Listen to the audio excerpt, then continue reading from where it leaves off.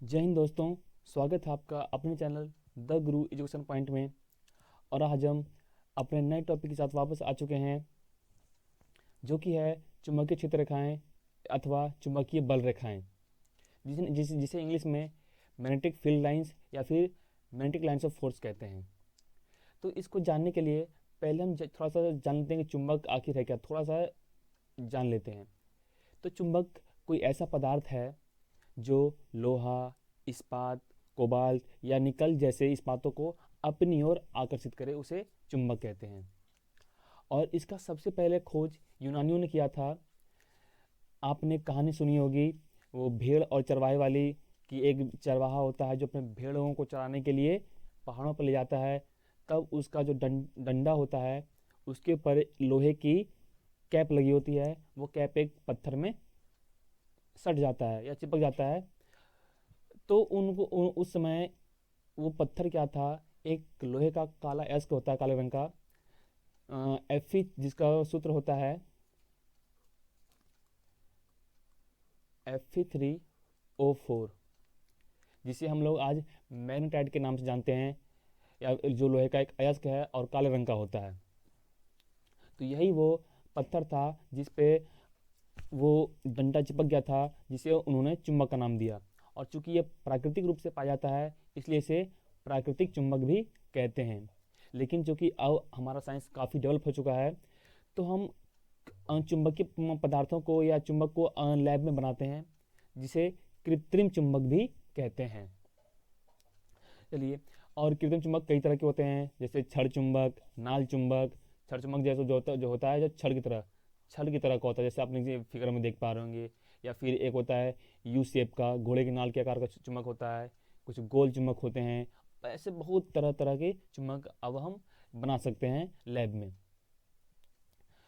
तो अब क्या होता है, यदि किसी छड़ चुंबक को, जैसे मान लो यदि एक छड़ चुंबक है, इसको यदि हम किसी धागे से बांधकर स्वतंत्र रूप से लटका दें, क्या करें, लटका दें, तो क्या होगा, इसका एक सिरा जाएगा दक्षिण दिशा की तरफ और एक सिरा जाएगा उत्तर दिशा की तरफ।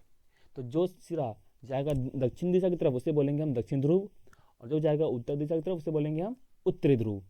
चलिए थोड़ा और आगे बढ़ते हैं। जो अब बात आती है चुंबकीय क्षेत्र की, कि चुंबकीय क्षेत्र क्या होता है। तो चुंबकीय क्षेत्र वह होता है, जैसे मान लीजिए कोई भी चुंबक है, यदि एक चुंबक ही है, तो इसके आसपास का वह क्षेत्र जहाँ पे कोई अन्य पदार्थ इसके चुंबकीय बल को अनुभव करे। जैसे अगर मान लीजिए यदि एक कोई चुंबक है, तो इसके पास एक ऐसा क्षेत्र होगा जहाँ पर अगर यदि हम कोई चीज़ रखें तो आके इसमें सट जाए, उसे बोलेंगे हम चुंबकीय क्षेत्र। उस क्षेत्र को क्या बोलेंगे, चुंबकीय क्षेत्र, जिस क्षेत्र में यह चुंबक अपना प्रभाव दिखाए। चलिए और आगे देखते हैं चुंबकीय क्षेत्र रेखाएं। तो चुंबकीय बल रेखा चुंबकीय क्षेत्र रेखा में स्थित एक ऐसा वक्र पथ है जो चुंबकीय क्षेत्र की दिशा को प्रदर्शित करता है, अर्थात यह उस दिशा को निर्दिष्ट करता है जिस ओर वह रेखा कोई ध्रुव गमन करता है। यानी कि जो चुंबकीय क्षेत्र रेखाएं हैं, वो किसी भी चुंबकीय क्षेत्र में चुंबकीय क्षेत्र का रास्ता, जो पथ है, उसको दिखाता है या बताता है कि चुंबकीय क्षेत्र की दिशा कहाँ से कहाँ तक है। जैसे एग्जांपल के लिए आप फिर में देखिए, अच्छा समझ पाएंगे आप लोग। एक चुंबक है जिसका एक सिरा है दक्षिण ध्रुव और एक सिरा है उत्तरी ध्रुव। तो आप देख पा रहे होंगे कि यहाँ से एक रेखा है, वक्र रेखा, जो उत्तरी ध्रुव से निकल रही है और दक्षिण ध्रुव तक जा रही है। जो कहाँ से निकल रही है, उत्तरी ध्रुव से, और जा कहाँ रही है, दक्षिण ध्रुव पर। और ये पथ कैसा है, वक्र पथ है, जो हमको बता रहा है कि इस चुंबक के जो पास में जो चुंबकीय क्षेत्र है, उसकी दिशा उत्तर ध्रुव से लेके दक्षिणी ध्रुव तक है। जैसे मान लीजिए यदि एक चुंबक है, ये इसका है उत्तर ध्रुव और ये इसका है दक्षिण ध्रुव, तो यहाँ से निकल के यहाँ तक जो जा रही है, वो ही क्या है, चुंबकीय क्षेत्र रेखाएं, जो ये क्या बता रही है, चुंबकीय क्षेत्र की दिशा, कि कहाँ से कहाँ तक है, उत्तर ध्रुव से लेके दक्षिण ध्रुव तक। कहाँ से कहाँ तक है, उत्तर ध्रुव से लेके दक्षिण ध्रुव तक। ये आपको हमेशा ध्यान रखना है कि चुंबकीय क्षेत्र रेखाओं की दिशा कहाँ से होती है, हमेशा नॉर्थ से साउथ की ओर। कहाँ से, नॉर्थ से साउथ की ओर। ये आपको हमेशा याद होना चाहिए। चलिए आगे देखते हैं चुंबकीय क्षेत्र रेखाओं के गुण। तो लिखल है कि ये बल रेखाएं बंद वक्र होते हैं। पहला क्या है कि ये बल रेखाएं बंद वक्र होते हैं। कैसे होते हैं? ये बंद होते हैं, यानी बीच में कहीं पे ये खुले नहीं होते हैं। चुंबक के बाहर ये रेखाएं नॉर्थ पोल यानी उत्तरी ध्रुव से निकलकर दक्षिणी ध्रुव में पहुंचती है। यानी यदि चुंबक के बाहर की बात करें तो कहाँ जा रही है? उत्तरी ध्रुव से लेके दक्षिण ध्रुव तक। जबकि चुंबक के अंदर ये रेखाएं दक्षिणी ध्रुव से उत्तरी ध्रुव में पहुंचती है। जबकि चुंबक के अंदर उल्टा होता है, चुंबक के बाहर कहाँ होता है? नॉर्थ से साउथ, जबकि चुंबक के अंदर क्या होता है? साउथ से नॉर्थ। चलिए और आगे देखते हैं।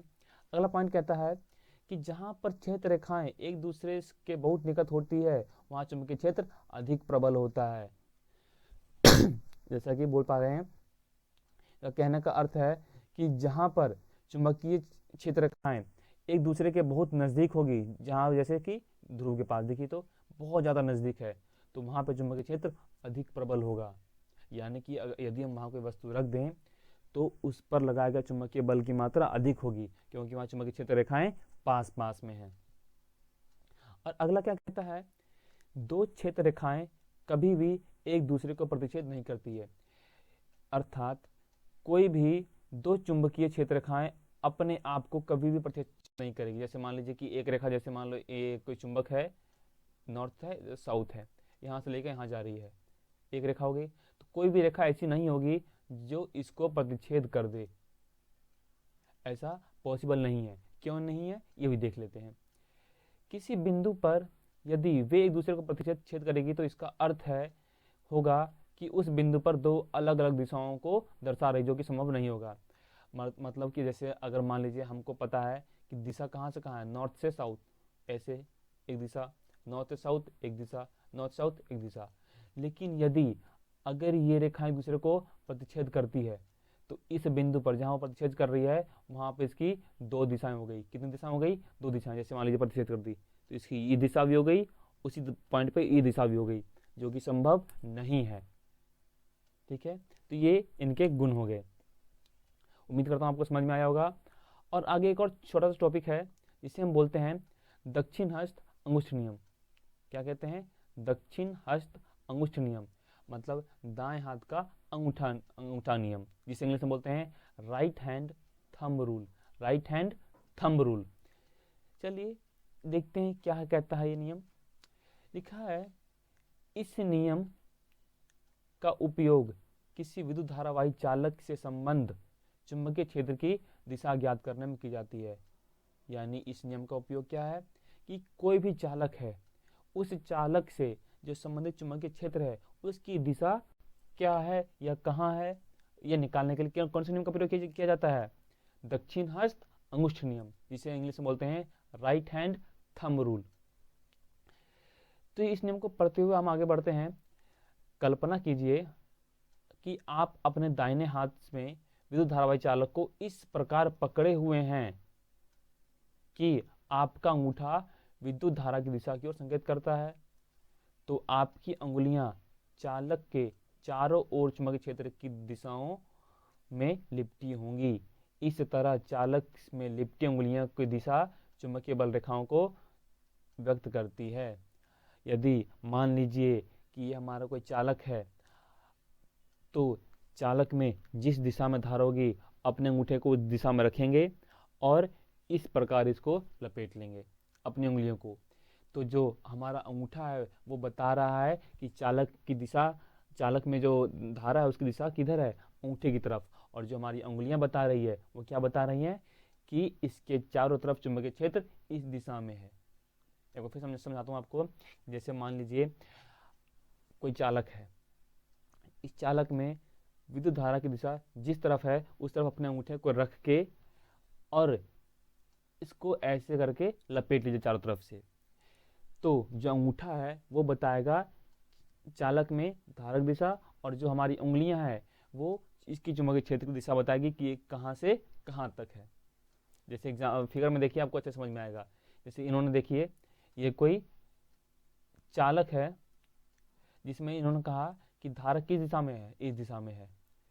तो उस दिशा में क्या रखा? अंगूठे को रखा, और जो उंगलियां उसकी तरफ लपेटी गई है वो चालक में चुंबकीय क्षेत्र की दिशा को बता रहा है, जो कि किधर है, इस दिशा में है। जैसे देखो एक और फिगर है कि जैसे ये चालक है, चालक में जिस दिशा में विद्युत धारा बह रही है उस दिशा में उन्होंने अंगूठे को रखा है, तो उसके चारों तरफ जो उंगलियां लिपटी हुई है वो बताएगी चुंबकीय क्षेत्र की दिशा। कोई दिक्कत? जरा इसके बारे में एक नोट है, इस नियम को मैक्सवेल का कॉर्क स्क्रू नियम भी कहते हैं। आपसे एग्जाम पूछ दिया कि मैक्सवेल के कॉर्क स्क्रू नियम क्या है, तो ये कुछ और अलग चीज नहीं है, ये हमारा दक्षिण हस्त अंगुष्ठ नियम ही है। इसके अनुसार यदि हम विचार करें कि हम किसी कॉर्क स्क्रू को विद्युत धारा की दिशा में आगे बढ़ा रहे हैं, तो कॉर्क स्क्रू के घूर्णन की दिशा चुंबकीय क्षेत्र की दिशा होगी।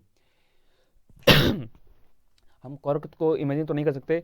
कॉर्क मान लीजिए किसी चीज की ढक्कन, जैसे मान लीजिए ये ढक्कन कॉर्क है, इसको मैंने चालक की दिशा में लगा के इस तरह बढ़ाए जा रहे हैं। देख पा रहे होंगे लोग। तो इसके ढक्कन में जो गति हो रही है इस तरह से, ये हमारे चुंबकीय क्षेत्र की दिशा बता रही है, और जो इसकी गति हो रही है आगे की दिशा में, वो हमारे चालक में धारा की दिशा को बता रहा है। कोई दिक्कत? ठीक से समझिए, यदि मान लीजिए ये कॉर्क है, ये क्या है, ढक्कन है, ये कॉर्क है, और ये चालक है, चालक में धारा किधर जा रही है, इस दिशा में जा रही है। तो जिस दिशा में धारा जा रही है उस दिशा में हमने कॉर्क को लगाया और घुमाते हुए आगे बढ़ा रहे हैं, घुमाते हुए आगे बढ़ा रहे हैं। तो जो चालक, जो कॉर्क की गति है वो बता रही है चुंबकीय क्षेत्र की दिशा को, चुंबकीय क्षेत्र की दिशा को, और जो कॉर्क की गति आगे को ढकेल रही है ये हमारे धारा को बता रहा है। यही है हमारा दक्षिण हस्त अंगुष्ठ नियम, जिसे मैक्सवेल का कॉर्क स्क्रू नियम भी कहते हैं। तो उम्मीद करता हूँ कि आपको अच्छे से समझ में आया होगा। यदि हाँ तो कमेंट करके जरूर बताएं, और इस तरह के महत्वपूर्ण टॉपिकों को पढ़ने के लिए, जानने के लिए हमारे चैनल को सब्सक्राइब अवश्य कर दें और बेल आइकन दबा दें, ताकि आपको नोटिफिकेशन पहुंच जाए, जैसी कोई नई वीडियो आए आपको तुरंत नोटिफिकेशन पहुंच जाए। तो आज के लिए इतना ही। जय हिंद, जय भारत।